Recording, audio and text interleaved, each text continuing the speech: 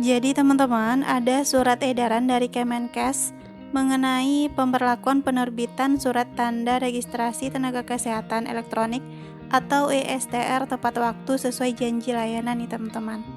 Untuk penerbitan surat tanda registrasi tenaga kesehatan dilakukan secara elektronik dan dapat diunduh melalui aplikasi ESTR pada alamat web ktki.kemkes.go.id setelah menyelesaikan seluruh tahapan. Dalam rangka meningkatkan kualitas pelayanan dan menjamin kepastian atas penyelenggaraan registrasi tenaga kesehatan secara tepat waktu, serta mendukung tercapainya indikator kinerja kegiatan Sekretariat Konsil Tenaga Kesehatan Indonesia, telah ditetapkan Standar Operasional Prosedur atau SOP penerbitan surat tanda registrasi elektronik atau ESTR tenaga kesehatan tepat waktu sesuai janji layanan. Pemberlakuan standar operasional prosedur ini diharapkan dapat memberikan kepastian bagi seluruh tenaga kesehatan dalam melakukan registrasi tepat waktu. Nah, nanti ada ketentuannya nih teman-teman. Sehubungan dengan hal tersebut yang di atas ini, dengan ini disampaikan bahwa dalam penerbitan ESTR tenaga kesehatan oleh MTKI dan KFN atau Komite Farmasi Nasional untuk memperhatikan hal-hal sebagai berikut. Penerbitan ESTR tenaga kesehatan tepat waktu sesuai janji layanan adalah penerbitan ESTR yang permohonannya langsung diterima setelah divalidasi dan diterbitkan tepat waktu kurang lebih dari 15 hari kerja sesuai dengan janji layanan Sekretariat KTKI. Pemberlakuan batas waktu pada tahapan penerbitan ESTR sebagai berikut. Yang pertama, tahapannya ketika teman-teman mengajukan pengajuan, pelaksananya ini pemohon atau kita yang mengajukan perpanjangan STR, batas waktunya nggak ada nih teman-teman. Setelah selesai melengkapi data dan upload persyaratan dokumen pada aplikasi STR. Kemudian langkah kedua itu validasi. Yang melakukannya itu adalah validator. Selama batas waktunya itu 7 hari kerja. Nah, keterangannya, hasil validasi nanti ada diterima, diperbaiki, dan ditolak. Kalau diterima, selanjutnya pemohon dapat melakukan pembayaran PNBP sesuai kode billing. Kalau statusnya nanti diperbaiki, selanjutnya kembali ke pemohon. Perbaikan hanya 2 kali dalam 5 hari kerja. Jika perbaikan lebih dari 5 hari kerja, maka akan diterbitkan surat penolakan nih teman-teman. Nah, yang ketiga, kalau statusnya itu ditolak, akan diberikan surat penolakan pengajuan registrasi tenaga kesehatan oleh MTKI atau KFN. Kemudian tahapan selanjutnya, kalau teman-teman diterima nih hasil validasinya oleh validator, ada pembayaran PNBP. Yang melakukan adalah kita yang melakukan perpanjangan STR atau pemohon. Batas waktunya itu 5 hari kerja nih teman-teman. Pemohon membayar sesuai kode billing melalui kanal pembayaran PNBP. Jika melewati batas waktu pembayaran, maka akan diterbitkan surat penolakan. Petunjuk pembayaran PNBP dapat diakses melalui website ini nih teman-teman. Kemudian yang keempat tahapnya, approval atau penandatanganan elektronik. Nah, di sini registernya itu MTKI dan KFN 3 hari kerja nih teman-teman. Kemudian tahapan yang kelima yang terakhir, mengunduh dan mencetak ESTR dilakukan oleh pemohon. Pemohon ini akan menerima kode OTP melalui SMS atau email berlaku 5 menit untuk dimasukkan pada aplikasi ESTR. Nah, nih teman-teman, ada indikator warna nanti pada websitenya. Terdapat indikator warna bagi pemohon dan validator sebagai peringatan batas waktu yang terdiri dari hijau, kuning, merah, ataupun hitam. Kalau hijau, proses belum melewati batas waktu yang ditetapkan, masih tersisa waktunya 4-5 hari. Kalau indikator warnanya kuning, maka itu menandakan sudah mendekati batas waktu atau prosesnya habis, masih tersisa waktunya itu 2-3 hari. Kalau warnanya merah, maka waktunya itu sudah mencapai batas waktu yang ditentukan, masih tersisa waktunya itu cuma 1 hari nih teman-teman. Kalau hitam berarti sudah melewati batas waktu yang sudah ditetapkan, yaitu lebih dari 5 hari masuk ke admin. Kemudian yang keempat, pengajuan ESTR tenaga kesehatan dinyatakan ditolak dan akan diterbitkan surat penolakan pengajuan registrasi tenaga kesehatan oleh MTKI apabila tidak memenuhi syarat, yaitu dokumen persyaratannya diragukan keabsahannya. Kemudian yang kedua, penyalahgunaan identitas atau dokumen orang lain.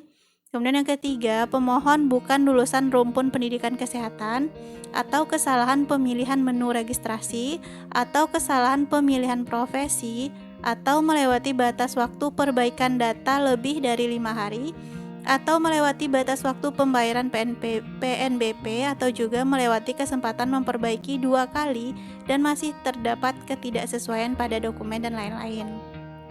Nah, pengajuan yang tidak kategori poin A ini teman-teman, dokumen persyaratan yang diragukan keabsahannya akan masuk dalam blacklist sehingga tidak dapat mengajukan registrasi sampai dengan penelusuran oleh tim hukum dinyatakan selesai. Jadi kalau teman-teman itu masuk ke poin A, maaf ya teman-teman, masuk ke poin A maksudnya di sini tadi, maka teman-teman itu masuk ke daftar blacklist. Kalau dokumen persyaratan yang diragukan keabsahannya nih teman-teman, diteliti atau ditelusuri dulu oleh tim hukum, baru nanti bisa dilanjutkan pembuatannya.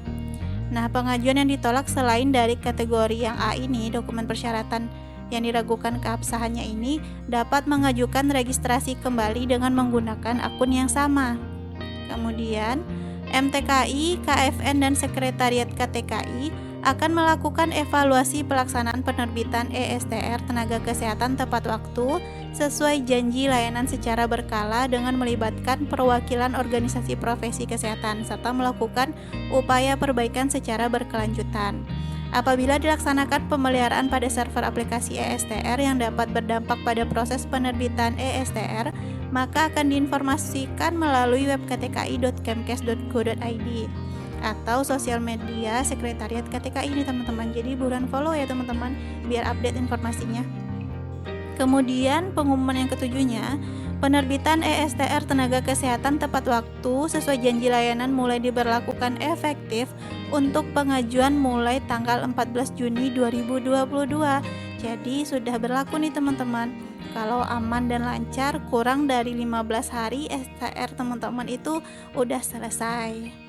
Kemudian yang ketentuan 8, alur pengajuan STR sesuai standar atau SOP ini, penerbitan surat tanda registrasi ESTR tenaga kesehatan tepat waktu sesuai janji layanan sebagaimana terlampir. Demikian surat edaran disampaikan untuk dapat ditindaklanjuti dan dilaksanakan sebagaimana mestinya. Oke teman-teman, jadi udah berlaku mulai tanggal 14 Juni kemarin ya teman-teman. Nah ini alur penerbitannya nih teman-teman. Jadi untuk pengajuannya, pemohon login dulu, mengisi data dan upload dokumen persyaratan. Kemudian divalidasi. Setelah itu, kalau misalnya perlu diperbaiki, teman-teman perbaiki dulu. Perbaikannya itu hanya 2 kali maksimalnya dalam 5 hari kerja. Kemudian divalidasi lagi nih oleh tim KTKI-nya.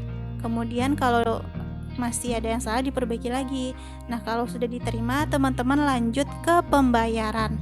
Kemudian kalau pembayarannya selesai, langsung diterima tanda tangan dan nanti cetak ISTR-nya. Begitu ya, teman-teman.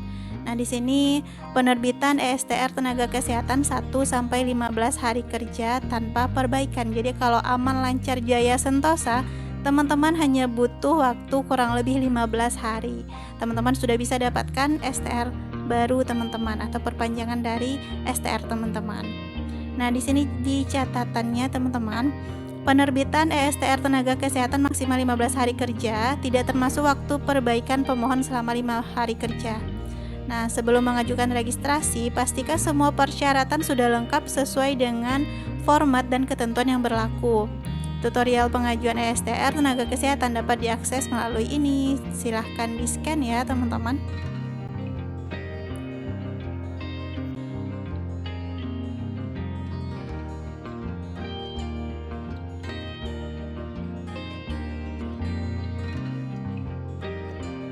Baiklah teman-teman, demikian dulu video kali ini. Semoga membantu ya dan semoga bermanfaat. Jangan lupa like, comment, subscribe, dan juga share kalau menurut teman-teman video ini bermanfaat. Sampai ketemu lagi di video selanjutnya.